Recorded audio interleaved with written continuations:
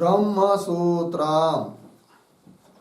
ब्रह्मसूत्र ग्रंथ में page number 489 और 489 पेज के ऊपर से 10 नंबर की पंक्ति है। बीच में आया है कथम तू असत्येन वेदांत वाक्येन सत्यस्य ब्रह्मात्मत्वस्य प्रतिपत्ति ही उपपद्येत। ठीक है, आइए तो बात यह चल रही है द्वितीय अध्याय प्रथम पाद, और द्वितीय अध्याय के प्रथम पाद का यह 6 नंबर का अधिकरण है, और इस अधिकरण का नाम है आरंभणाधिकरणम।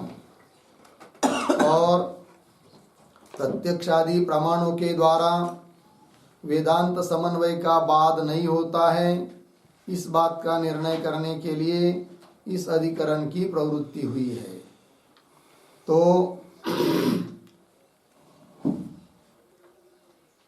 ब्रह्म और वही एकमात्र तत्व है, सत्य तत्व है, और उसके ऊपर प्रतीत होने वाला यह समस्त प्रपंच कल्पित है, अनिर्वचनीय है, मिथ्या है, इस बात को बताया।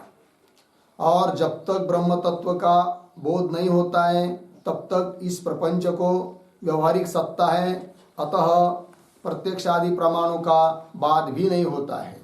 तो प्रत्यक्षादि प्रमाण मिथ्याग्राही है, और मिथ्याग्राही ऐसे प्रत्यक्षादि प्रमाणों के द्वारा वेदांत समन्वय का बाद नहीं होता है, इस बात को बता दिया। और पूर्व पक्ष ने कुछ आक्षेप किए थे कि उसने कहा था कि केवल अद्वैत तत्व अभेद ऐसा मत मानो, भेद और अभेद दोनों मानो, और इस प्रकार भेदाभेद नहीं मानेंगे, एकत्व नानात्व इस प्रकार नहीं मानेंगे तो बहुत सारी दिक्कत आती है, ऐसा उस पूर्व पक्ष ने बताया था। सबसे पहले बात उन्होंने बताया था कि भेद को लेकर चलने वाले जो प्रत्यक्षादि प्रमाण है वो अप्रमाण हो जाएंगे यदि केवल अभेद मानोगे तो। अतः भेद भी अर्थात नानात्व भी मानना चाहिए, जगत को भी सत्य कहना चाहिए। और उन्होंने बताया था इतना ही नहीं, तो भेद की अपेक्षा रखकर बताए गए या है जो कर्मकांड विधि प्रतिषेध परक शास्त्र वह भी व्यर्थ हो जाएगा यदि भेद नहीं मानेंगे तो। और इतना ही नहीं, तो आपका जो मोक्ष शास्त्र है वह भी भेद की अपेक्षा लेकर ही चल रहा है। शिष्य गुरु शास्त्र ये सब उसके लिए चाहिए, भेद चाहिए, और केवल अभेद अद्वैत तत्व को ही मानोगे, भेद नहीं मानोगे, जगत को सत्य नहीं मानोगे, इसको भी दिक्कत आएगी, मतलब ये भी अप्रमाण हो जाएगा मोक्ष शास्त्र वेदांत शास्त्र भी। और इतना ही नहीं, तो क्या कि मोक्ष शास्त्र अर्थात वेदांत शास्त्र के द्वारा प्रतिपादित जो आत्मिकत्व है वह सत्य है, ये आप नहीं कह पाओगे, क्योंकि आपके दृष्टि से वेदांत शास्त्र भी यदि मिथ्या है तो मिथ्या ऐसे अनृत शास्त्र के द्वारा सत्य ऐसे आत्मिकत्व की प्राप्ति कैसी हो पाएगी, ऐसा आरोप किया था पूर्व पक्षी ने। किंतु सिद्धांतियों ने बता दिया यह भी कोई दोष नहीं है, क्योंकि जब तक आदमी स्वप्न अवस्था में है तब तक स्वप्न पदार्थ झूठे मिथ्या होते हुए भी जब तक स्वप्नावस्था में तब तक वो सच जैसे लगते हैं, और जागृत में आने के बाद वो सब मिथ्या है। उस प्रकार ब्रह्मात्मिकत्व बोध होने के पहले तक ये जगत भले सत्य लग रहा है, और उसको व्यवहारिक सत्य हम भी मानते, पारमार्थिक सत्य नहीं है। पारमार्थिक सत्य तो केवल एकमात्र ब्रह्म ही है, और व्यवहारिक सत्य मानकर अर्थात मिथ्या कल्पित इस जगत को मानकर भी सभी प्रत्यक्षादि प्रमाणों की, कर्मकांड की और मोक्ष शास्त्र की संगति लग रही है, तो उस जगत को सत्य मानने की जरूरत नहीं है। इस प्रकार पूर्व पक्षी की शंका का समाधान सिद्धांतियों ने दिया। किंतु उस पूर्व पक्षी की शंकाओं में से जो अंतिम उसकी शंका थी, क्या यदि मोक्ष शास्त्र वेदांत शास्त्र अनृत है, मिथ्या है, तो उसके द्वारा प्रतिपादित आत्मिकत्व सत्य कैसा प्राप्त हो पाएगा? मिथ्या से सत्य की कोई प्राप्ति थोड़ी होती है। अतः आपको वेदांत शास्त्रादि जगत सत्य मानना चाहिए। अर्थात भेद, जगत को भी सत्य मानो, भेद भी मानो, नानात्व भी मानो और एकत्व भी मानो, ऐसा पूर्व पक्षी का अभिप्राय। किंतु उसको भी अब उत्तर देना है कि हे पूर्व पक्षी, तुम जो अंतिम आरोप तुमने किया है, क्या असत्य से सत्य की प्राप्ति नहीं हो सकती, ये भी तुम्हारा कहना ठीक नहीं है। अपितु असत्य से भी सत्य की प्राप्ति कैसी होती है, क्या होता है, इस बात को बताना है। अब सिद्धांति उसको उत्तर दे रहे हैं। किंतु सिद्धांतियों के द्वारा उत्तर देने के पहले उस पूर्व पक्षी ने क्या आरोप किया था, उसका अनुवाद पहले भगवान भाष्यकार इस पंक्ति के द्वारा कर रहे हैं, जिस पंक्ति को हम लोगों ने अभी पढ़ा है। तो वो क्या पंक्ति है? तो कथम तु असत्येन वेदांत वाक्येन सत्यस्य ब्रह्मात्मत्वस्य प्रतिपत्ति उपपद्येत, ये उसका आरोप आक्षेप है। और वो अपने बात के लिए दृष्टांत भी दे रहा है। पूर्व पक्षी पूर्व भी दिया है, अभी और दृष्टांत दे रहा है। किंतु उसके पहले अभी तक जो वाक्य पढ़ा मैंने, इन शब्दों का थोड़ा अन्वय कैसा? तो तू, एक शब्द छोड़कर आया है तू, असत्य न, फिर आगे सरल जाएंगे अंतिम तक, तो प्रतिपत्ति तक। फिर प्रतिपत्ति के बाद शुरू का शब्द कथम उपपद्येत।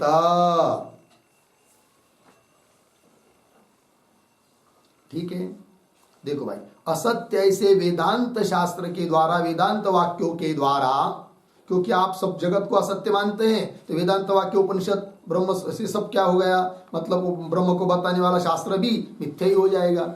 गुरु शिष्य ये भी आपको आप मिथ्या ही मानते हो। और ऐसे अनृत मिथ्या वेदांत वाक्यों के द्वारा, तत्वमसि आदि वाक्यों के द्वारा सत्यस्य ब्रह्मात्मत्वस्य, सत्य ऐसा जो ब्रह्मात्मैक्य, उसकी प्रतिपत्ति अर्थात ज्ञान कथम उपपद्येत, कैसा होगा, ये उसका आरोप है, आक्षेप है।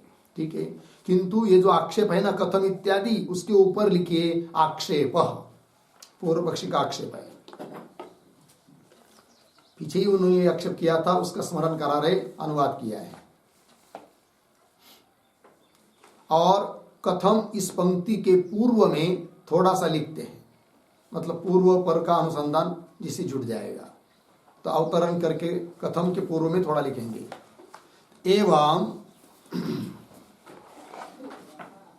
एवं व्यवहार काले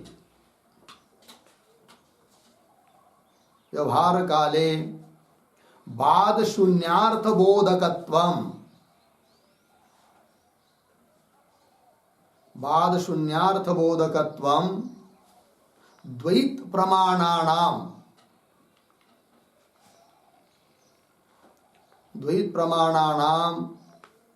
व्यवहारिकं प्रामाण्यम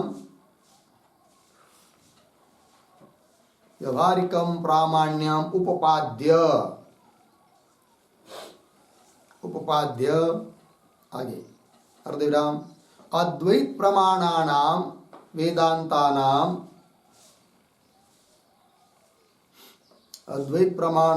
वेदांतानां सर्वकालेषु बाद शून्य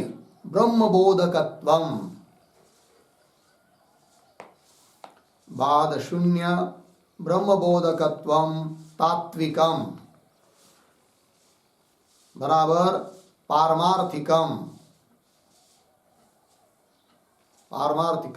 प्रामाण्यम उपपादयितुम उद्धरण चिन्ह में कथम च अनृतेन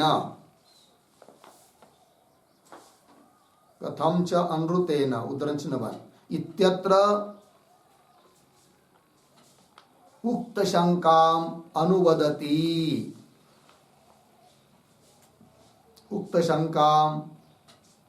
अनुवदति कथम इति। देखो भाई अर्थ,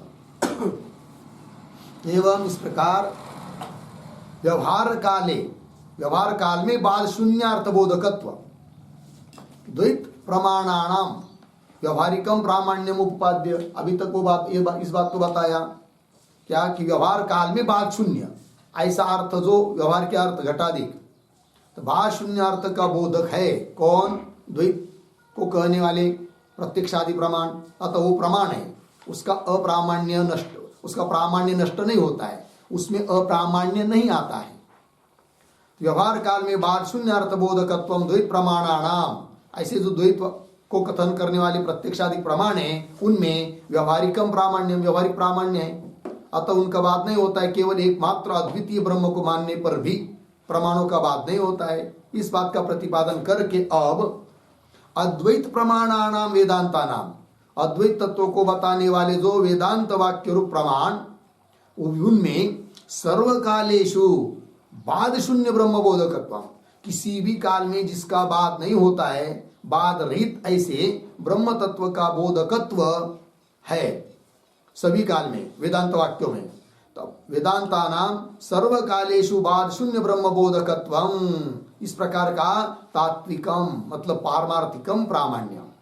तो वेदांत वाक्यों में पारमार्थिक प्रामाण्य है, वास्तविक तात्विक प्रामाण्य है। इस बात को उपादन करने के लिए पीछे कल जो कथम चानृतेन इत्यादि वाक्य के द्वारा पूर्व पक्षी ने शंका की थी, उस शंका का अब कथम इत्यादि पंक्ति के द्वारा अनुवाद किया जा रहा है। ठीक, पंक्ति को देखिए। अब तो पंक्ति तो अर्थ बता दिया। तु असत्येन वेदांत वाक्येन सत्यस्य ब्रह्मात्मत्वस्य प्रतिपत्ति कथम उपपद्येत, कैसे उपपन्न होगी, अर्थात उपपन्न नहीं होगी। क्यों? दृष्टांत देकर वह पूर्व पक्षी बता रहा है, नहीं रज्जु सर्पेण दष्टः म्रियते। एक दृष्टांत, क्या अर्थ इसका? ही रज्जु सर्पेण दष्टः न म्रियते, नहीं म्रियते। ठीक है जी, समझ लीजिए रज्जु के ऊपर प्रतीत हुआ सर्प किसी को, और चल रहा था और रास्ते में चल रहा था, तो उस सर्प को लांघकर सर्प के ऊपर पैर पड़ा और आगे गया। कौन सा सर्प? लेकिन मिथ्या सर्प, जो कि रज्जु के ऊपर प्रतीत है, और आगे गया। और आगे जाने उतने में क्या हुआ, उसको कोई काटा था और वो उसके पैर को चुभ गया। फिर आगे गया, देखता है क्या हुआ, फिर देखा पीछे, अरे बाप रे, तो बहुत बड़ा सर्प है, और पैर को देख रहा है तो खून भी निकल गया, कांटा चुभा था। तो ऐसा लगा उसको, इस सर्प ने मेरे को दंश कर लिया। लेकिन उसको ये पता नहीं चला कि रज्जु के ऊपर प्रतीत हुआ सर्प है। उसको ऐसा लगा कि क्या है, सत्य सर्प है, और सर्प ने मेरे को दंश कर दिया, है कि नहीं? ऐसा उसको भ्रम हुआ उस व्यक्ति को। फिर उसके बाद क्या हुआ, वो चिल्लाने लगा।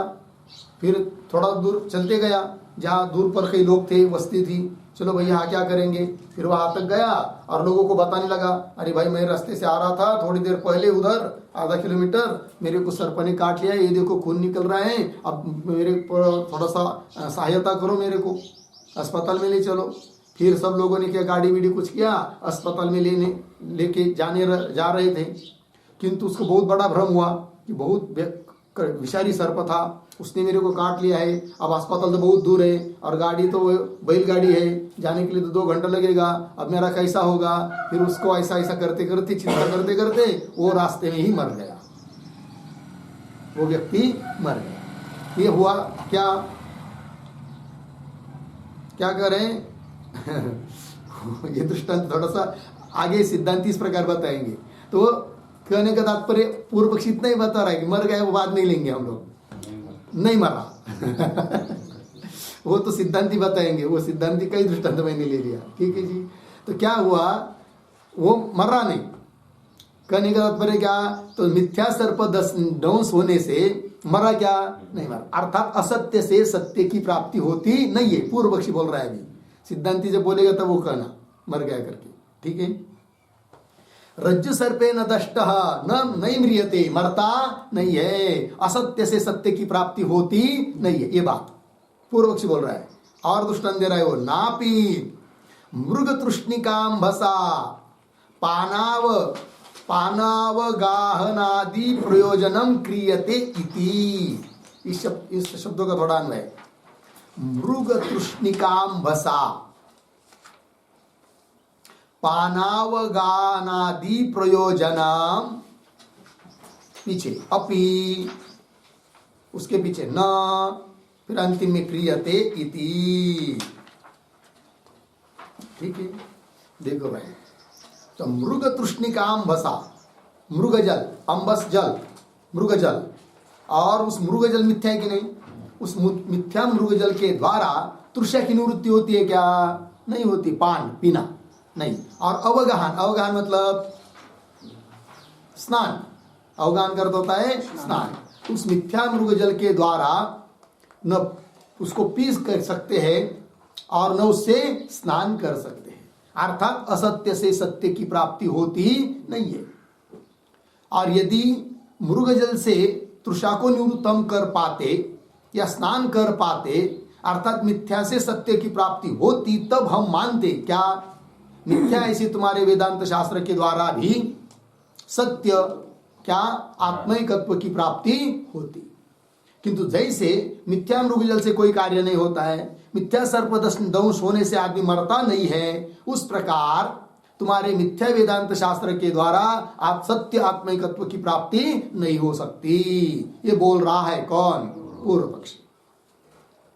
मृग तृष्णिकाम्बसा पानावगायिदी, पानाव अवगाहन, पान अवगाहनादि प्रयोजनम अपि नहीं क्रियते इति। लगा जी, यहां तक पूर्व पक्षी हुआ।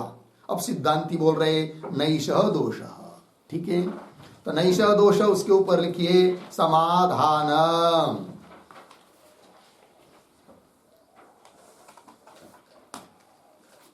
ठीक है, अब ये जो पंक्ति है नैषः, तो न के पूर्व में थोड़ा लिखते अवतरण में, अवतरण के रूप में, किम किम असत्यात् सत्यम न जायते, सत्यम न जायते, अर्धविराम, किम उत सत्यस्य ज्ञानम न जायते,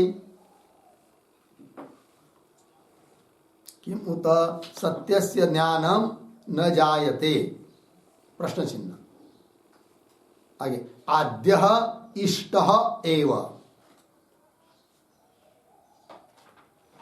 आद्य इष्ट एव, अर्धविराम, न हि वयम वाक्योत्थ ज्ञानम,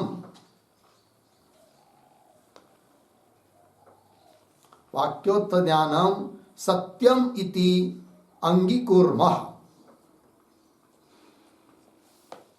सत्यम इति अंगीकुर्मः, अर्धविराम, उत्पद्यमानस्य सर्वस्य एव, उत्पद्यमानस्य सर्वस्य एव वाचारंभणत्वात्, वाचारंभणत्वात् इति अभिप्रेत्य, इति अभिप्रेत्य आह नैषः इति।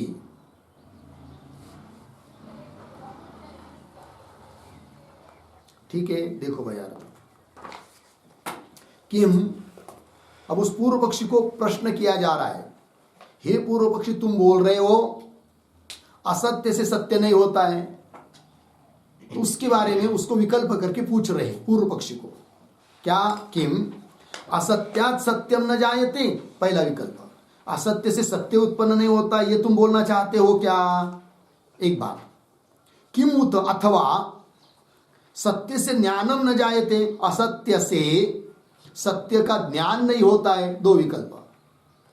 पहला विकल्प क्या? असत्य से सत्य उत्पन्न नहीं होता है, अथवा असत्य से सत्य का ज्ञान उत्पन्न नहीं होता है, ज्ञान, दूसरे में ज्ञान है, पहले में क्या है? असत्य से सत्य वस्तु उत्पन्न नहीं होती, ये तुम कहना चाहते हो क्या? असत्य से सत्य वस्तु का, सत्य वस्तु नहीं, सत्य वस्तु का ज्ञान उत्पन्न नहीं होता है, ये तुम कहना चाहते हो? दोनों में से क्या तुम्हारा कहना है? ऐसा पूर्व पक्षी को पूछना। तो यदि कदाचित पूर्व पक्षी बोलता है कि पहला विकल्प हम मानते हैं, क्या? आद्य से, सॉरी, असत्य से सत्य वस्तु की उत्पत्ति नहीं होती है, तब सिद्धांती कहते हो तो हमारे लिए इष्ट ही है। हम कहाँ कहते हैं कि असत्य से सत्य वस्तु की उत्पत्ति होती है करके? तो हम भी कहते हैं मिथ्या से वेदांत आदि वाक्यों के द्वारा जो ज्ञान उत्पन्न होता है उस ज्ञान को भी हम सत्य थोड़ी बोलते हैं, क्योंकि वो भी ज्ञान वृत्त्यात्मक है। ब्रह्माकार वृत्ति, अहम ब्रह्मास्मि वृत्ति उत्पन्न हुई है, वो भी तो मिथ्या ही है। किंतु उससे प्राप्त होने वाला ब्रह्म तत्व वो सत्य है, किंतु सत्य की उत्पत्ति नहीं हो रही है, वो बात में कहेंगे। किंतु सिद्धांति कह रहे पहला विकल्प यदि हे पूर्व पक्ष तुम मानना चाहते हो तो हमारे लिए क्या है? इष्ट है। आद्य इष्ट एव। क्यों? नहीं वयम वाक्योत्थ ज्ञानम, वाक्य से उत्पन्न हुआ ज्ञान को सत्यम नहीं अंगीकुर्मः, उसको हम सत्य मानते ही नहीं है। क्यों सत्य नहीं मानते वाक्य से उत्पन्न हुए ज्ञान को? इसलिए कि एक नियम है, उत्पद्यमानस्य सर्वस्यैव वाचारम्भणत्वात्। जो भी उत्पन्न हो रहा है वो सब क्या है? वाचारम्भण है, वाणी मात्र कल्पित है, यह हमारा सिद्धांत है। अतः वाक्य से उत्पन्न हुआ ज्ञान उसको भी हम कहा सत्य कहते हैं। अतः पहला विकल्प यदि तुम मानते हो तो हमारे लिए तो इष्ट ही है। इति अभिप्रेत्य, ऐसा अभिप्राय मन में पकड़कर बोल रहे नैषः दोषः। लग गया इतना? आगे शंका विषादि निमित्त मरणादि कार्योपलब्ध है। ये भी एक बात तो बता दिया सिद्धांतियों ने पूर्व पक्ष को, पहला विकल्प हमको मान्य है। कैसा? असत्य से सत्य की उत्पत्ति हम भी मानते नहीं है, किंतु थोड़ा देर के लिए मान भी लेंगे तो भी कोई दिक्कत नहीं है, ऐसा बोल रहे आप। कौन? सिद्धांति। अतः यह जो पंक्ति आ रही है ना, शंका विषादी इत्यादि, उसके पूर्व में भी एक वाक्य लिखते हैं, केचित्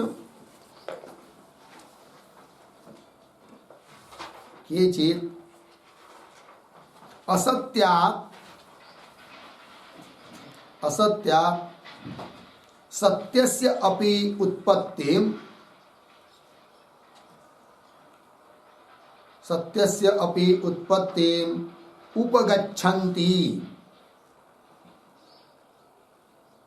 उपगच्छन्ति अर्धविराम तत्पक्षे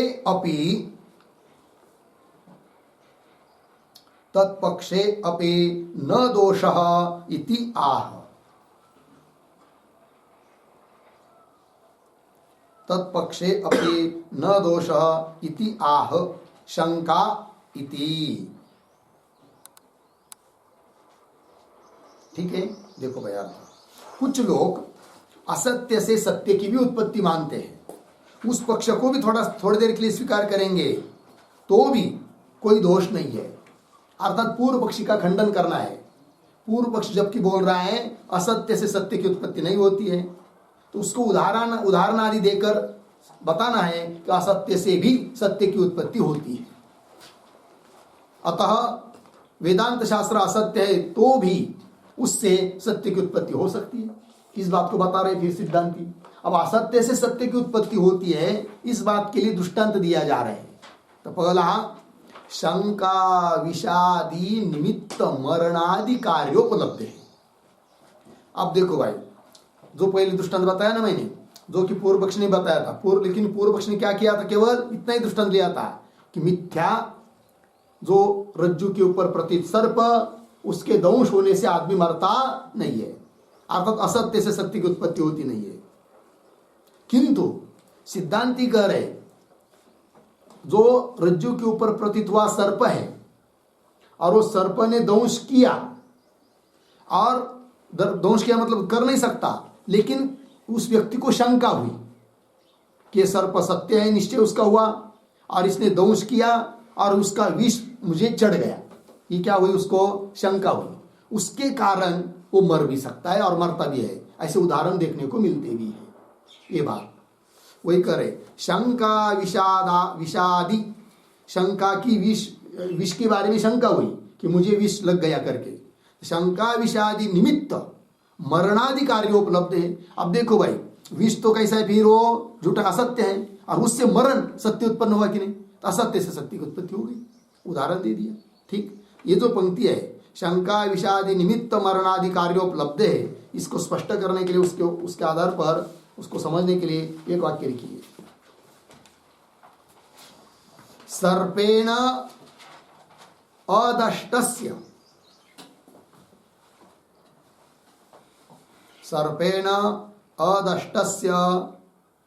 अपि दष्टत्व भ्रांति कल्पित विषात,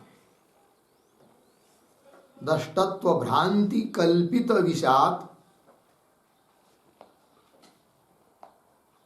सत्य मरण मूर्छादि दर्शनात्, सत्य मरण मूर्छादि दर्शनात्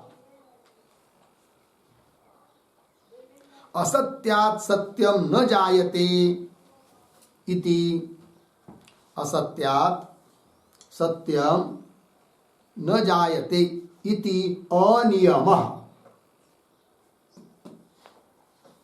इति अनियमः इत्यर्थः। ठीक, देखो भाई अर्थ,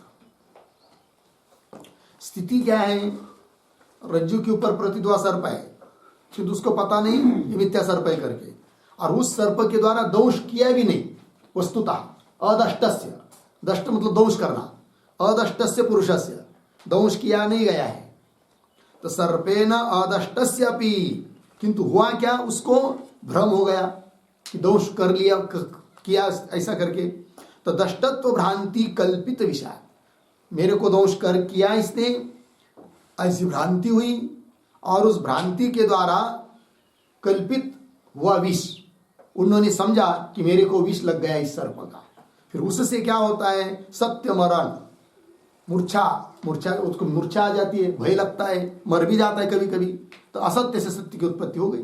वही करे, असत्यात् सत्यम न जायते, जो पूर्व पक्षी ने नियम बताया था वो कोई नियम नहीं है, अनियम है, उसका बाद है, अर्थात असत्य से भी सत्य की उत्पत्ति हो गई, ये बात।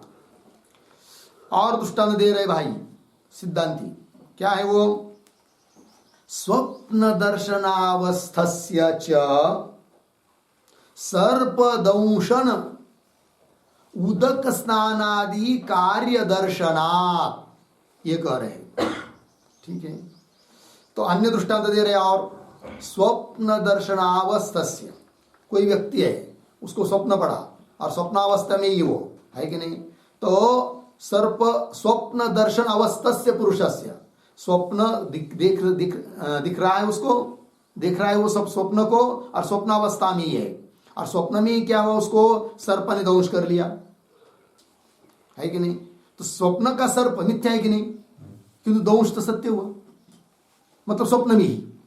और समझ लीजिए उसने स्नान किया, तो स्वप्न का जल तो मिथ्या है, किंतु तो भी उसने स्नान तो किया, सत्य कार्य तो हो ही गया, मतलब जागृत में स्नान नहीं किया, स्वप्न में ही किया, किंतु उस मिथ्या जल से भी स्नान कार्य तो सत्य हो ही गया, तो असत्य से सत्य की उत्पत्ति हो गई। सिद्धांती बोल रहे किसको, पूर्व पक्ष को, तो सर्प दंशन उदक स्नान आदि कार्य दर्शनात्, लग गया जी। इस ये जो है ना अंतिम, सर्प दंशन उदक स्नान आदि कार्य दर्शनात्, उस पर भी एक वाक्य लिखिए, असत्यात् सर्पोदकादेः, असत्यात् सर्पोदकादेः सत्यस्य दंशन स्नानादि ज्ञानस्य, दंशन स्नानादि ज्ञानस्य कार्यस्य दर्शनात्, कार्यस्य दर्शनात् व्यभिचारः इत्यर्थः।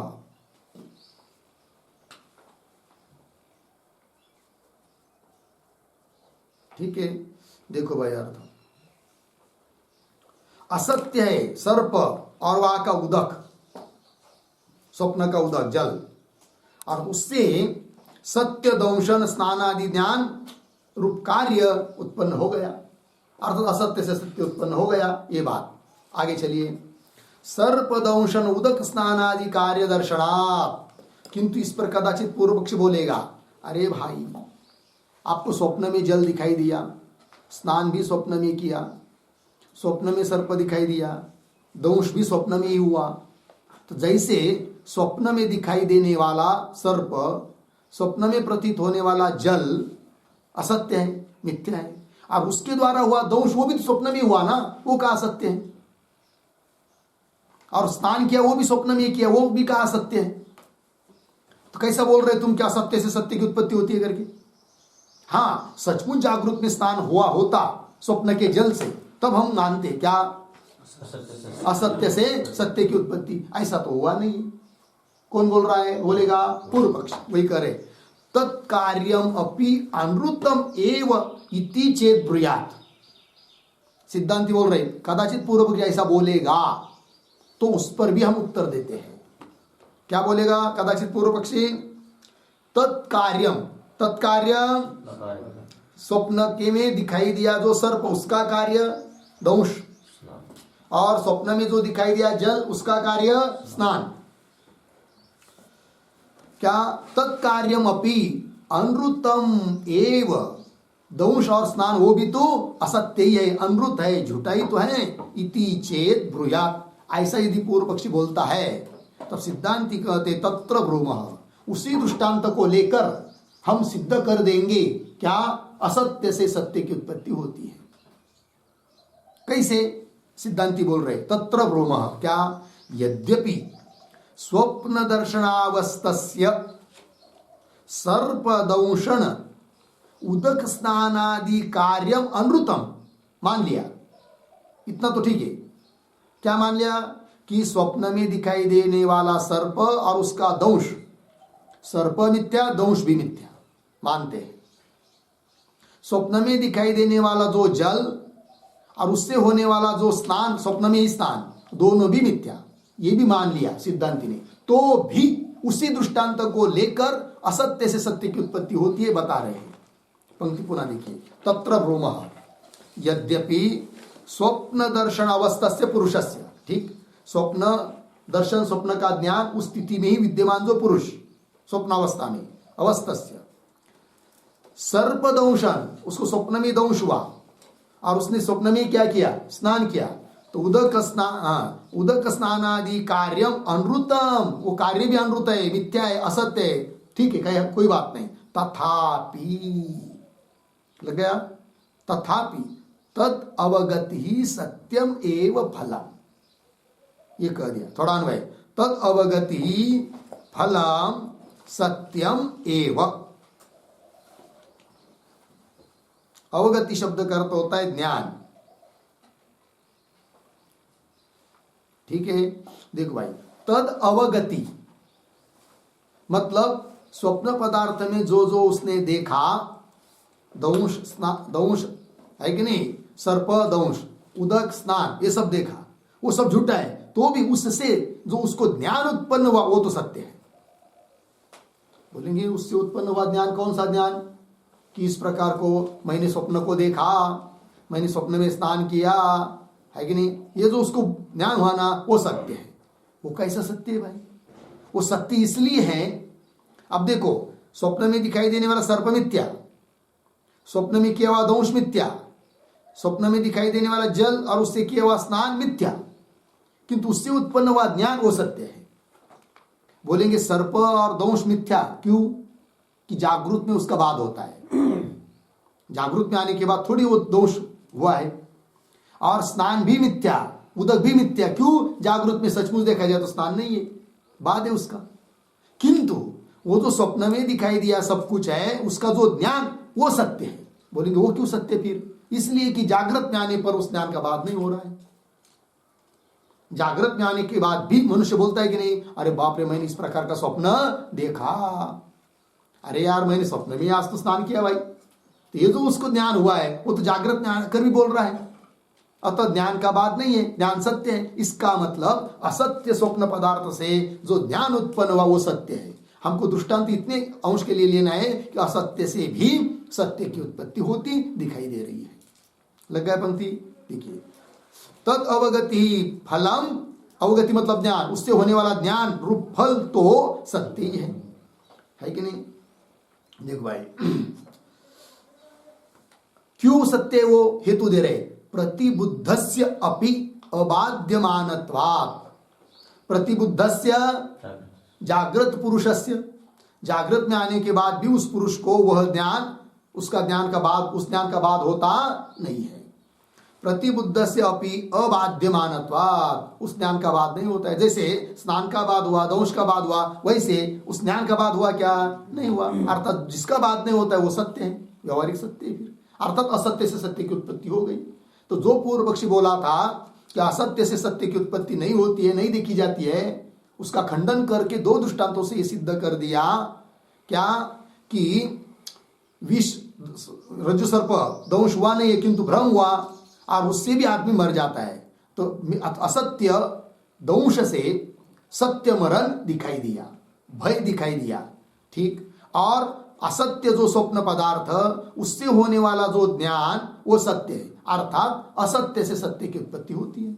और यदि असत्य से सत्य की उत्पत्ति होती है तो ब्रह्म को छोड़कर सब कुछ असत्य है, जगत असत्य है, वेदांत शास्त्र भी असत्य है, तो भी उससे उत्पन्न होने वाला ज्ञान तो सत्य हो जाएगा। क्या दिक्कत है?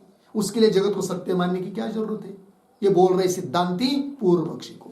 अतः नानात्व सत्य नहीं है, जगत सत्य नहीं है, एकमात्र अद्वैत ब्रह्म तत्व ही सत्य है। पंक्ति लग रही है? देखो भाई, प्रतिबुद्ध से अपि अबाध्यमानत्वात्, लग गया इतना? आगे चलिए।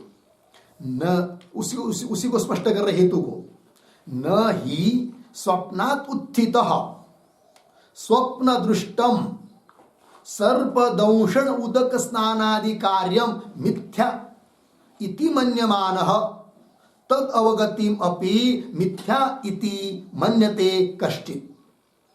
जो हेतु दिया है ना कि जागरूक में आने के बाद भी बात नहीं होता है उस ज्ञान का, उसी को स्पष्ट कर रहे हैं, किंतु थोड़ा शब्दों का अन्वय कर लेते हैं। तो नहीं के बाद जो आया है ना वहां से पकड़ेंगे एक शब्द के बाद, स्वप्नात् उत्थितः, बहुत दूर तक सरल है। स्वप्नात् उत्थितः स्वप्न दृष्टा सर्पदंशन उदक स्नानादि कार्य मिथ्या इति मन्यमानः तद अवगतिम अपि मिथ्या इति। फिर उसके बाद एक शब्द छोड़कर इति कश्चित्, फिर वाक्य के आरंभ में न ही, अंतिम में मन्यते। देखो भाई अर्थ, स्वप्नात् उत्थितः, स्वप्न से जागृत अवस्था को प्राप्त हुआ पुरुष, स्वप्नात् उत्थित पुरुष। स्वप्न दृष्टम, स्वप्न में दिखाई दिया जो सर्प, उसका दंश, उदक, उससे हुआ स्नान, ये सब स्वप्न दृष्ट सर्प दंशन उदक स्नान आदि कार्यम, ये सब मिथ्या इति मन्यमान, उस सबको मिथ्या मान रहा है वो, कोई बात नहीं मान रहा है और है भी मिथ्या, मिथ्या इति मन्यमान। किंतु स्वप्न के पदार्थों को मिथ्या मानने वाला पुरुष भी क्या जी, तद अवगतिम अपि, तद अवगति स्वप्न पदार्थ का ज्ञान, तद अवगति मतलब स्वप्न पदार्थ का ज्ञान, अवगति ज्ञान, तद अवगतिम अपि मिथ्या, उसका ज्ञान भी मिथ्या है। इति कश्चित नहीं मन्यते, ऐसा कोई मानता नहीं है कि नहीं? क्योंकि स्वप्न में जो पदार्थ देखे वो मिथ्या है, किंतु उससे हुआ ज्ञान को कोई मिथ्या मानता नहीं। अर्थात ज्ञान सत्य हुआ कि नहीं? इसका मतलब क्या हुआ? फिर असत्य से सत्य की क्या हुई? उत्पत्ति हुई। लग गया इतना? तो पूर्व पक्षी का खंडन हुआ कि नहीं? जबकि पूर्व पक्षी बोल रहा था क्या असत्य से सत्य की उत्पत्ति कैसी होगी? नहीं होगी। दृष्टांत दिया था उसने, फिर उसका खंडन कर दिया और बता दिया असत्य से सत्य की उत्पत्ति होती है। अतः जगत शास्त्र आदि सब असत्य होने पर भी उससे असत्य तत्व की प्राप्ति हो जाएगी, कोई दिक्कत नहीं है। उसके लिए जगत को सत्य मानने की जरूरत नहीं, ये सिद्धांतियों ने कहा। ये तो हो गया और उसका विस्तार होना है, किंतु बीच में एक स्मरण हो गया आचार्य भगवान को, अतः वो भी बता दे रहे प्रसंगवश। क्या करे? एतेन स्वप्न दृशः अवगति अबाधेन देहमात्रात्मवाद दूषित वेदितव्य। ठीक है, अब देखो भाई, एतेन इत्यादि जो पंक्ति है ना, उसके पूर्व में एक वाक्य लिखते हैं अवतरण के रूप में,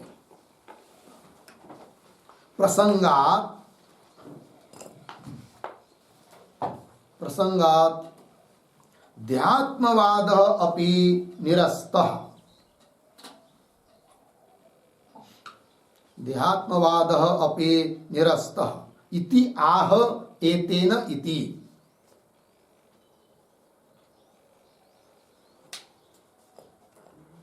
ठीक, ये जो प्रसंग चल रहा है अद्वैत तत्व की सिद्धि करने का प्रक्रिया चल रही है, उसमें ही चलते चलते एक बात और सिद्ध हो गई प्रसंगवश।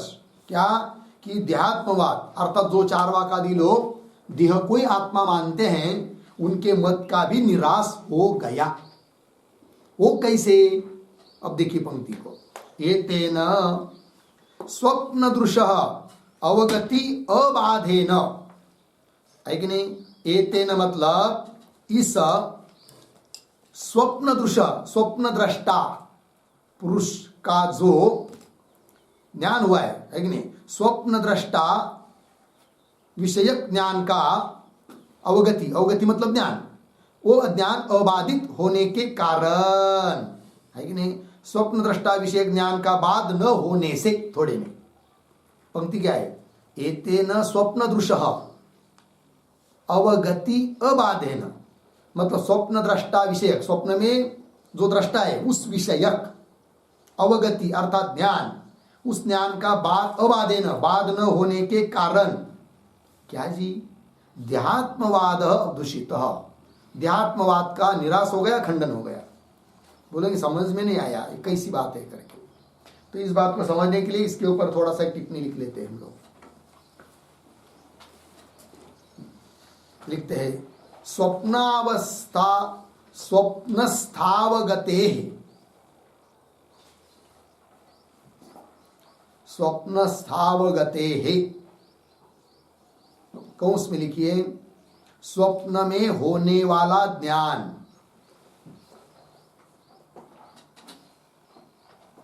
स्वप्न में होने वाला ज्ञान, कौंस बंद, आगे स्वप्न देह धर्मत्वे, स्वप्न देह धर्मत्वे, कौंस में लिखिए यदि स्वप्न देह का धर्म हो तो,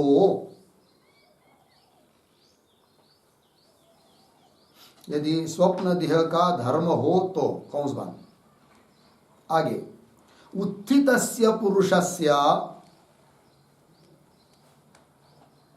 उत्थितस्य पुरुषस्य,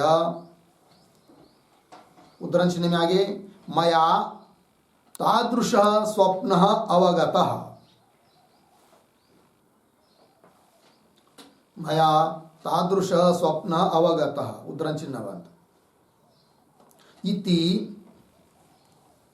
अबाधित अवगति, अबाधित अवगति प्रतिसंधानम, अबाधित अवगति प्रतिसंधानम, कौंस में लिखिए अबाधित ज्ञान का प्रतिसंधान, अबाधित ज्ञान का प्रतिसंधान बराबर अनुसंधान, कौंस बंद, आगे न स्यात्, न स्यात् अर्धविराम, अतः देह भेदे अपि, अतः देह भेदे अपि अनुसंधान दर्शनात्, अनुसंधान दर्शनात् देहात् अन्यः, देहात् अन्यः अनुसंधाता आत्मा विद्यते इत्यर्थः।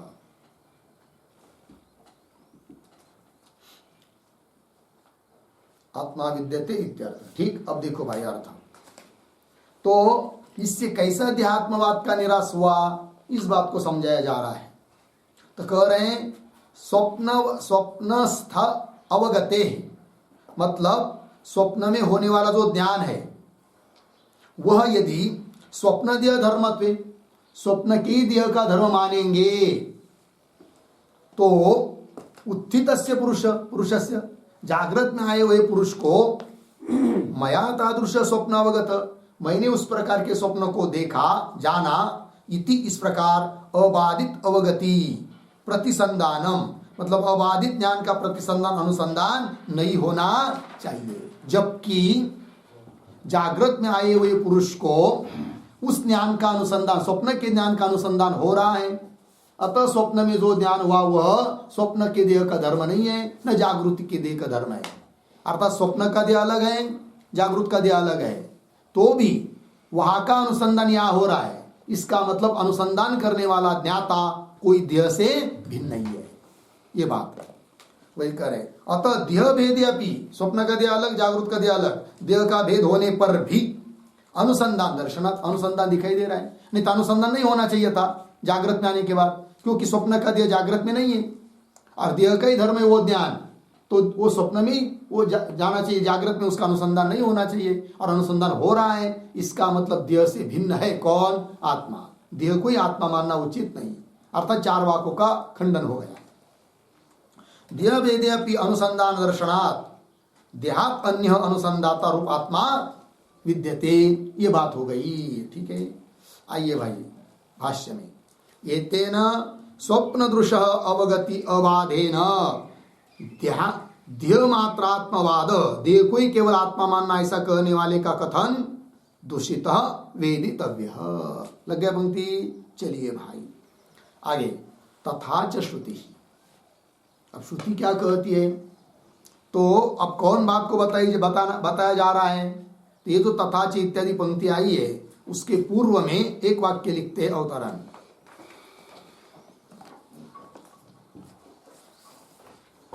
असत्यात्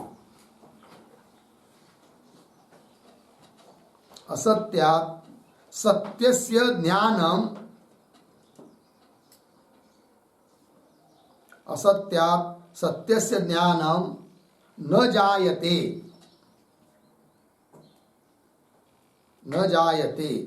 इति द्वितीय नियमस्य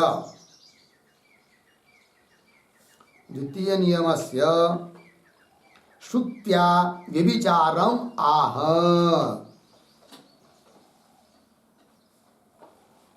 श्रुत्या व्यभिचारम आह तथा च इति।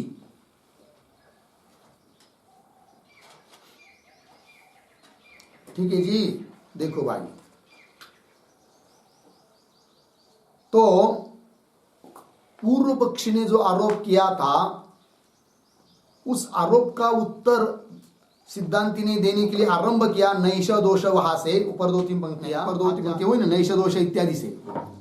किंतु उस उत्तर देने के पहले सिद्धांतियों ने उस पूर्व पक्षी को दो विकल्प किए थे।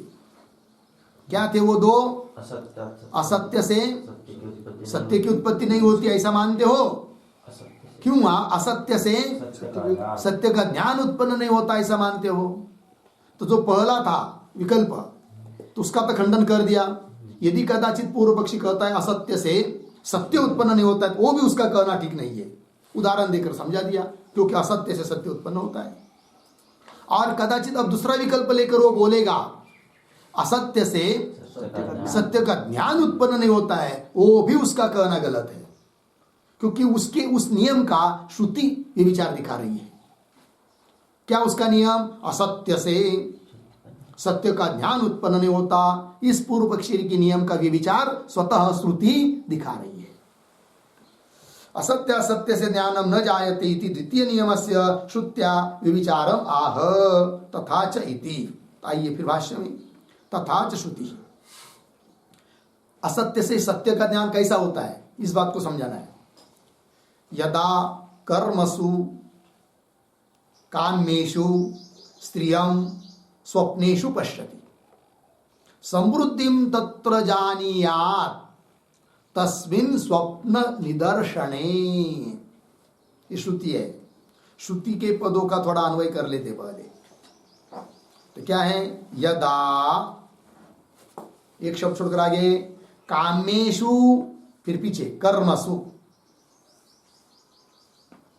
आगे स्वप्नेषु, पीछे स्त्रियम, फिर आगे पश्यति, स्वप्नेषु स्त्रियम पश्यति। होगा इतना? आगे चलिए उत्तरार्ध में, तस्मिन् स्वप्न निदर्शने,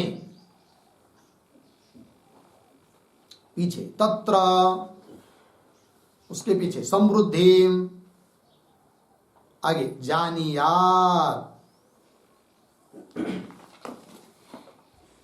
ठीक, देखो भाई अर्थ तो क्या कर रहे श्रुति, यदा जब कामेषु कर्मसु, कोई व्यक्ति है और काम्य कर्म कर रहा है, वेद बोधित काम्य कर्म का क्या कर रहा है, अनुष्ठान कर रहा है, किसी विशेष सिद्धि के लिए, विशेष काम फल की कामना को पकड़कर मन में रखकर कर्म कर रहा है, और बहुत दिन उसका अनुष्ठान चल रहा है, काम्य कर्म कर रहा है, और उस काम्य कर्म का अनुष्ठान करते समय उन दिनों में किसी दिन उसको यदि स्वप्न में कोई स्त्री का दर्शन हो जाता है, स्वप्नेषु स्त्रियम पश्यति, किसी सुंदर स्त्री उसको स्वप्न में आ जाती है, तो स्वप्न मिथ्या, स्वप्न में प्रतीत होने वाली स्त्री भी मिथ्या, तो भी उससे सत्य ज्ञान उत्पन्न हो जाता है।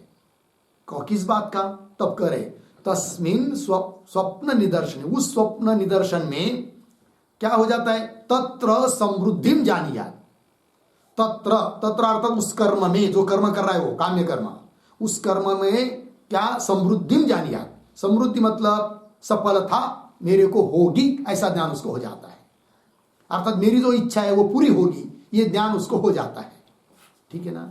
अब देखो भाई, स्वप्न मिथ्या है कि नहीं, असत्य है, स्वप्न की स्त्री असत्य है, तो भी उससे उसको सत्य का ज्ञान हो गया। कौन सत्य का ज्ञान हुआ, जो उसको फल मिलने वाला है, वो तो फल तो सत्य हुआ, लेकिन वो नहीं, वो फल मिलेगा नहीं, फल तो मिलेगा ही, किंतु फल मिलेगा मुझे ये ज्ञान, उस समृद्धि का ज्ञान उसको हो जाता है, अर्थात असत्य से भी सत्य का ज्ञान हो जाता है। जबकि पूर्व पक्षी बोल रहा था क्या, असत्य से सत्य का ज्ञान नहीं होगा, तब सिद्धांत ने कह दिया असत्य से सत्य का ज्ञान हो जाता है। ठीक है, वही करे आगे, आगे देखिए पंक्ति में, इति असत्येन स्वप्न दर्शनेन, असत्य ऐसे स्वप्न के दर्शन से क्या, सत्यायाः समृद्धेः प्रतिपत्ति, सत्य ऐसी जो समृद्धि फल, किंतु वो फल को नहीं लेना, उसकी जो प्रतिपत्ति ज्ञान, सत्याया समृद्धेः प्रतिपत्तिम, प्रतिपत्ति मतलब ज्ञान, प्रतिपत्तिम दर्शयति, प्रतिपत्ति को दिखा रही है, श्रुति बता रही है। लग गया जी, ये बात हो गई।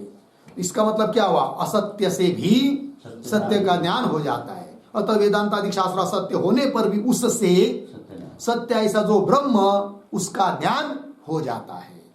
अतः उस सत्य ज्ञान को प्राप्त करने के लिए वेदांतादि शास्त्रों को पारमार्थिक सत्य मानने की जरूरत नहीं है, जगत को सत्य मानने की जरूरत नहीं है। अतः भेदवाद का खंडन, अभी तो हमारा केवल क्या है, अद्वैतवाद ही है, अद्वैत ब्रह्म ही है, ये बात। आगे चलिए और बता रहे भाई उदाहरण, तथा ये ना, तथा प्रत्यक्ष दर्शनेषु केषुचित् अरिष्टेषु जातेषु न चिरम इव जीविष्यति इति विद्यात् इति उक्त्वा, ऐसा कह कर। फिर आगे और श्रुति आती है, किंतु इतने का पहले विचार कर लीजिए। तो ये जो पंक्ति चालू हुई तथा इत्यादि, उसके पूर्व में एक वाक्य लिखते हैं अवतरण, असत्यात् सत्य प्रतिपत्ति उत्पत्तौ, सत्य प्रतिपत्ति उत्पत्तौ छांदोग्य श्रुतिवत्, छांदोग्य श्रुतिवत् ऐतरेयक श्रुति ही अपि,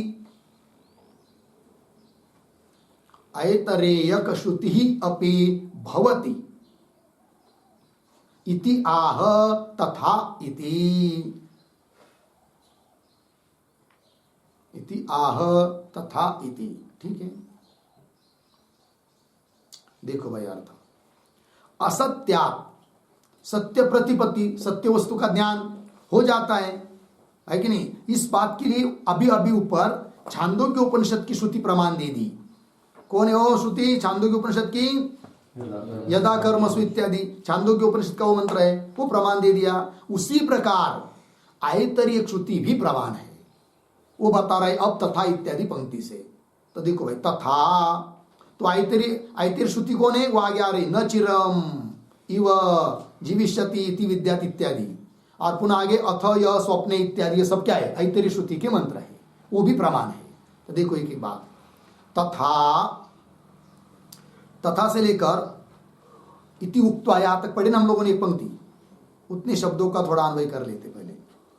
तथा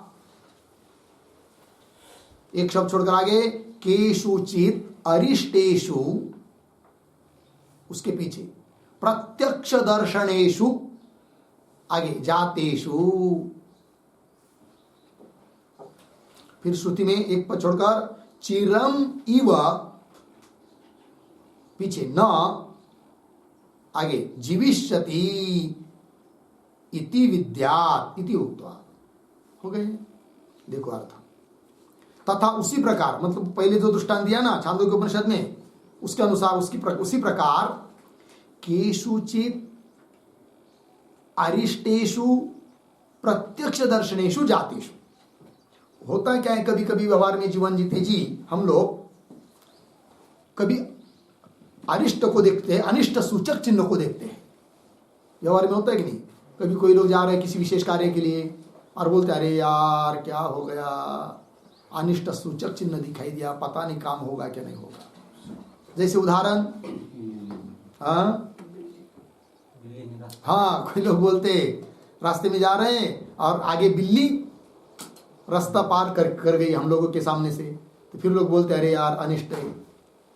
कभी कभी क्या होता है, हम लोग जा रहे हैं किसी विशेष कार्य के लिए और आगे से कोई पुरुष या महिला आ रहा है हंडा लेकर पानी का, किंतु रिक्त हंडा है, भरा हुआ तो शुभ है, और यदि रिक्त हंडा कोई लेकर आ रहा है तो उसको क्या माना जाता है?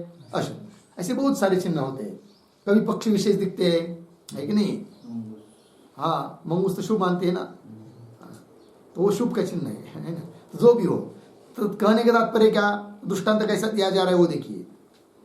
तथा केषुचित अरिष्टेषु, किसी अरिष्ट अर्थात अनिष्ट सूचक ऐसा चिन्ह, प्रत्यक्ष दर्शनेषु, उसका प्रत्यक्ष दर्शन हुआ, जातेषु, तब क्या होता है? तब जानकार व्यक्ति बोलता है अरे यार अमुक अमुक प्रकार का, कोई विशिष्ट प्रकार का अनिष्ट सूचक चिन्ह दिखाई दिया, ये अब ज्यादा दिन नहीं जिएगा, इसको ऐसा ऐसा दिखाई दिया, ऐसा बोलते लोग, है कि नहीं? चिरम इव न जीविष्यति इति विद्या, ये ज्ञान हो जाता है जानकार व्यक्ति को। तो क्या हुआ, वो फिर वो जो अरिष्ट सूचक चिन्ह वो क्या सचमुच है क्या? वो तो क्या झूठा ही है ना, किंतु उससे ज्ञान हुआ किस बात का? ये दीर्घ काल नहीं जिएगा, ये ज्ञान हुआ। और असत्य से भी क्या हुआ? सत्य का ज्ञान हो जाता है, ये बात ठीक है। चिरम इव न जीविष्यति,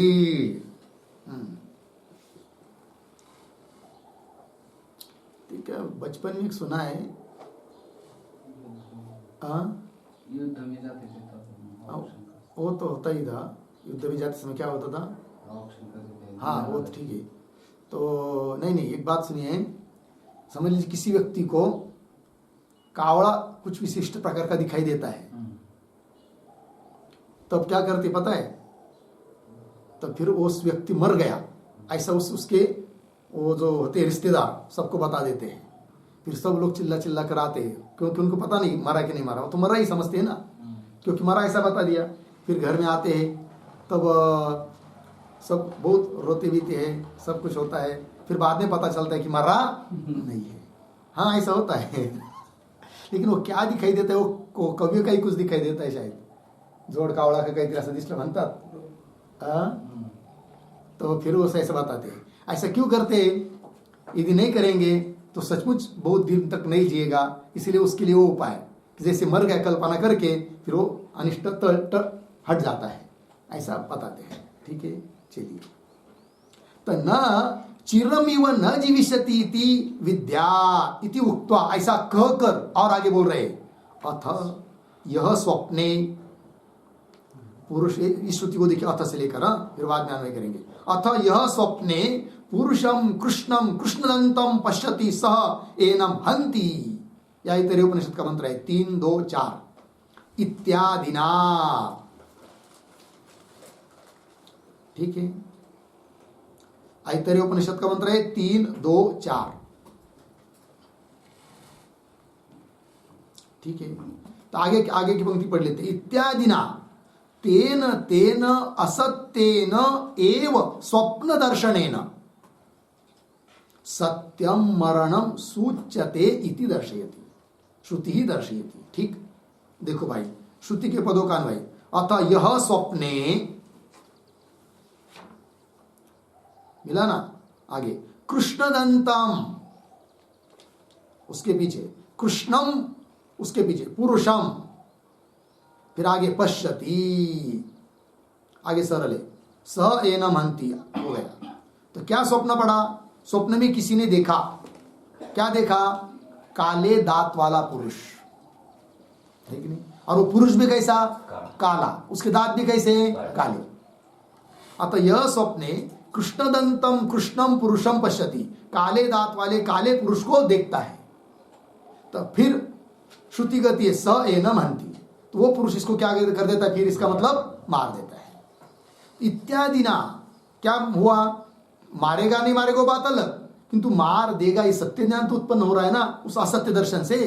तो असत्य से सत्य का ज्ञान होता है, इस बात को बताना है। ठीक, वही करे। इत्यादि ना तेन तेन असत्येन एव स्वप्न दर्शनेन, उस असत्य दर्शन, असत्य ऐसे स्वप्न दर्शन से सत्यम मरणम सूच्यते, सत्य मरण की सूचना मिलती है।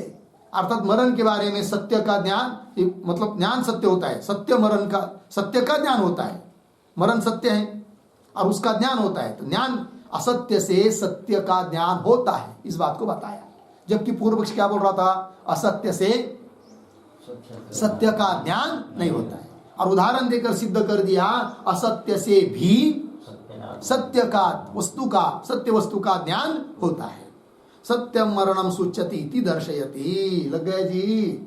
आगे प्रसिद्धम च इदम लोके अन्वय व्यतिरेक कुशलानाम ईदृशेन स्वप्न दर्शनेन साध्वागम सूच्यते। अर्धविराम।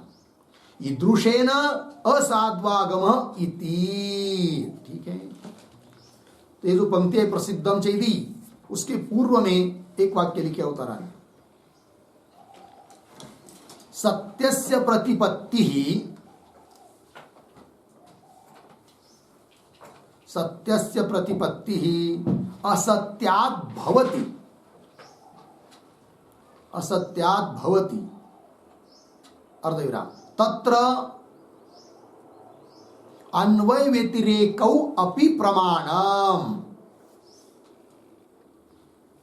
तत्र अन्वय व्यतिरेकौ अपि प्रमाणम इति आह प्रसिद्धम च इति। ठीक, देखो भैया अर्थ। सत्यस्य प्रतिपत्ति असत्यात् भवति, असत्यात् सत्यस्य प्रतिपत्ति भवति। प्रतिपत्ति मतलब ज्ञान, असत्य से सत्य का ज्ञान होता है। इस बात के लिए अन्वय व्यतिरेक भी प्रमाण है, अर्थात अन्वय व्यतिरेक से भी बताया जा रहा है कि नहीं? कैसे? प्रसिद्धम इत्यादि पंक्ति से। देखिए पंक्ति को, प्रसिद्धम च इदम लोके अन्वय व्यतिरेक कुशलानाम इत्यादि पढ़ा ना, इतने शब्दों का अन्वय। च इदम लोके प्रसिद्धम, आगे अन्वय व्यतिरेक, आगे सरल है। देखो भाई, च और इदम, इदम मतलब यह बात मतलब असत्य से भी सत्य का ज्ञान होता है। यह बात लोके प्रसिद्धम, लोक में प्रसिद्ध है। किनको प्रसिद्ध है? अन्वय व्यतिरेक कुशलानाम, जो लोग अन्वय व्यतिरेक करने में क्या है? कुशल है कि नहीं? अन्वय व्यतिरेक मतलब जैसे तत्सत्वे तत्सत्वम, यह अन्वय, तदभावे तदभाव, यह व्यतिरेक है कि नहीं? जैसे वो परवनिकर अत्यंत कुशल है अन्वय व्यतिरेक करने में। कौन? क्या नाम उसका जो बारिश बताता है? पंजाब राव डक परभणी के वो, हाँ पंजाब राव डक, डक का ढक पता नहीं, डक वो पॉलिसी बता देता है 2 महीने 4 महीने पहले 15 दिन पहले इतनी तारीख को वर्षा होगी, इतनी जगह होगी, इतनी वर्षा होगी और यहाँ नहीं होगी, ये सब कुछ बता देता है। इसका मतलब क्या है? उसको पूछा वो आप कैसे जानते हो, तो वो बोलता है कुछ नहीं, हम अन्वय व्यतिरिक्त से जानते हैं। अन्वय व्यतिरिक्त कैसा? तो वो बोलता है हमने बहुत 20 सालों से अभ्यास किया है, इस प्रकार की चींटी निकल गई तो ऐसा ऐसा होता है, इस प्रकार का पक्षी उड़ गए तो ऐसा ऐसा होता है, तो अन्वय व्यतिरिक्त से हमने जाना है, ऐसा बोलता है वो। पता नहीं उसके पास जादू क्या है, लेकिन वो ऐसा कहता है अन्वय व्यतिरिक्त। लग गया ना? तो अन्वय व्यतिरिक्त में जो कुशल लोग हैं वो भी जानते हैं। क्या जानते हैं? देखिए, चाहे इदम लोके प्रसिद्धम, यह लोक में प्रसिद्ध है क्या कि अन्वय व्यतिरिक्त कुशलानाम, क्या जानते हो? ईदृशेन स्वप्न दर्शनेन साध्वागम, इस प्रकार का स्वप्न तुमको पड़ा, अच्छा वो साधु है, साधु आगम है, शुभ है, अच्छा होगा तुम्हारा, ये बताते हैं। ठीक, साधु आगम और सूचित है, साधु आगम को सूचित कर रहा है कि नहीं? सज्जन, साधु मतलब सज्जन, आगम मतलब आना, सज्जन का आना अर्थात शुभ होगा सब, ये बताता है। और ईदृशेन असाधु आगम, और किसी ने बता दिया, ओ महाराज जी हम आए आपके पास, हमको रात में स्वप्न पड़ा। अच्छा, क्या स्वप्न पड़ा तुमको? हमको बहुत बेकार एक भसाड़ दिखाई दी स्वप्न में, भैंस काली काली और उसके दांत भी काले गए। अरे यार, फिर तुम ये उपाय करो, नहीं तो अनिष्ट होगा।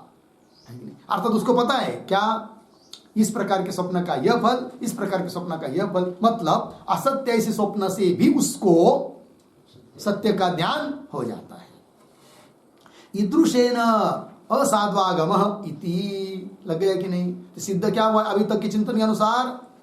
असत्य से भी सत्य का ज्ञान होता है। ठीक है ना? सत्य का ज्ञान होने के लिए जिससे वो सत्य का ज्ञान हो रहा है उसको वास्तविक पारमार्थिक सत्य मानने की जरूरत नहीं है। अर्थ ये समस्त जगत कैसा है? कल्पित है, मिथ्या है, अनिर्वचनीय, केवल एकमात्र अद्वितीय ब्रह्म तत्व ही सत्य है। अतः तुम्हारा भेदाभेदवाद गलत है, ये बात बता दिया। तो असत्य से सत्य का ज्ञान कैसा होता है, इस बात को बताने के लिए और दृष्टांत दे दिया जा रहा है एक। उस दृष्टांत को उतने को लेते फिर एक पंक्ति, तथा मिला पंक्ति, किंतु तथा के पहले एक वाक्य लिख लेते हैं उदाहरण। असत्यात् सत्यस्य प्रतिपत्तौ, असत्यात् सत्यस्य प्रतिपत्तौ, कौंस में लिखिए ज्ञाने, कौंस बंद, ज्ञाने कौंस बंद, दृष्टांतांतरम आह, तथा दृष्टांतांतरम आह तथा इति। देखो भैया, असत्यात् सत्य से प्रतिपत्ति, असत्य से सत्य का प्रतिपत्ति अर्थात ज्ञान होता है, इस बात को समझाने के लिए और एक दृष्टांत दे रहे सिद्धांती। क्या दृष्टांत है वो? देखो भाई, तथा, पंक्ति पढ़ता हूं, तथा आकारादि सत्याक्षर प्रतिपत्ति दृष्टा देखी गई है। किससे? रेखा अनुत अक्षर प्रतिपत्ति है। ठीक है, तो अन्वय कैसे करेंगे? तथा रेखा अनुत अक्षर प्रतिपत्ति है, फिर भी पीछे आकारादि सत्याक्षर प्रतिपत्ति ही दृष्टा। अब देखो भाई, ऊपर के सब बहुत सारे दृष्टांत तो स्वप्न के हैं, स्वप्न में असत्य है, उससे सत्य का ज्ञान होता है, किंतु अब जागृत का दृष्टांत दे रहे हैं सभी के अनुभव का। क्या? तो क्या होता है, हम लोग लिखते हैं, है कि नहीं? लिखते हैं मतलब क्या करते हैं? शाही और उसकी रेखा, अड़ी तिरछी ऐसी रेखा ही निकलते हैं और कुछ नहीं, है कि नहीं? और रेखा कुछ ऐसी कर दिया तो उससे आपको अक्षर की ज्ञान हुआ, कुछ ऐसा कर दिया उससे ब अक्षर का ज्ञान हुआ। लेकिन है क्या वो सब? किससे ज्ञान हुआ? अक्षर का ज्ञान हुआ, सत्य अक्षर का ज्ञान हुआ, है कि नहीं? किंतु किससे हुआ?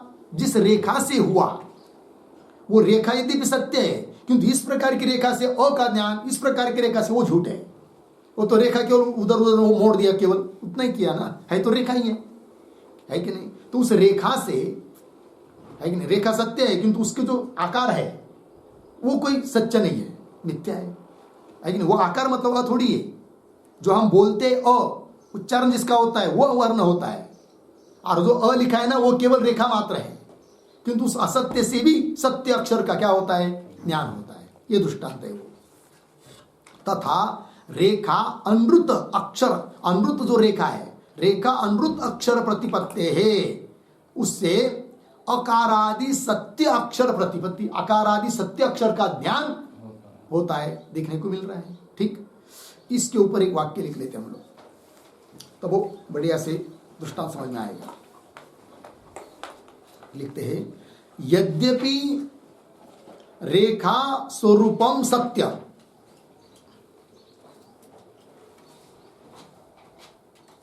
यद्यपि रेखा स्वरूपम सत्यम तथापि तस्य तस्याकारादि रूपताया, ऐसा लिखिए, तस्या किंवा तस्य अलग करके, तस्य आकारादि रूपताया, आकारादि रूपताया असत्यात्, असत्यात्, असत्य के, हाँ, असत्यत्वात्, ऐसा करिए, असत्यत्वात् अर्धविराम, असत्यात् सत्य प्रतिपत्ति भवति,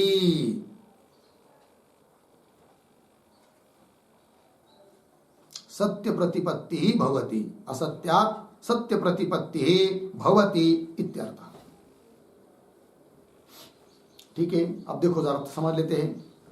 यद्यपि रेखा, जो पेन ने आपने रेखा निकाली है इधर उधर आड़ी तिरछी, वो रेखा का स्वरूप तो सत्य है, व्यवहार सत्य है, व्यवहारिक। यद्यपि रेखा स्वरूपम सत्यम, ठीक, तथापि तस्य आकारादि रूपताया, वो जो आकारादि रूप दिया ना उसको, इस प्रकार मोड़ा उस प्रकार के मोड़ा, वो झूठ है कि नहीं? जरूरत थोड़ी किस प्रकार के निकालने, है कि नहीं? ऐसा कर दिया, वो तो पहले से ज्ञान हुआ, आपको बता दिया गया है कि इसको अ कहते हैं, इसको ब कहते हैं, है कि नहीं? और इसको उसके विपरीत बताया होता तो भी उससे आप समझ भी जाते। अर्थात वो जो आकृति बताई है, रेखा की आकृति की गई है, आकाराकार बकाराकार, वो झूठ है, किंतु उससे सत्य अक्षर का क्या होता है? ज्ञान। तथापि तस्य आकार रूपताया असत्यत्वा, उसका आकार रूप जो है, आकार आकृति, वो असत्य है, और उस असत्य से सत्य प्रतिपत्ति, सत्य अक्षर का ज्ञान हो जाता है। इसका मतलब असत्य से भी सत्य का ज्ञान होता है, ये बात, वही दृष्टांत यह। तथा रेखा अनुरूप अक्षर प्रतिपत्ति, है कि नहीं? रेखा की जो अनुरूप अक्षर का आकार है, उस ज्ञान से क्या जी? अकारादि, अकारादि सत्य अक्षर का ज्ञान हो जाता है। तात्पर्य असत्य से सत्य का ज्ञान होता है कि नहीं? उस सत्य का ज्ञान के लिए, वो सत्य का ज्ञान जिससे हो रहा है उसको सत्य मानने की जरूरत नहीं है। ये बात हो गई, ठीक है ना? और फिर आगे थोड़ा सा और दूसरे बात बताकर आगे जा रहे हैं, किंतु उसका विचार हम लोग अपीचे इत्यादि का विचार कल करते हैं। ओम पूर्णमदः पूर्णमिदं पूर्णात् पूर्णमुदच्यते पूर्णस्य पूर्णमादाय पूर्णमेवा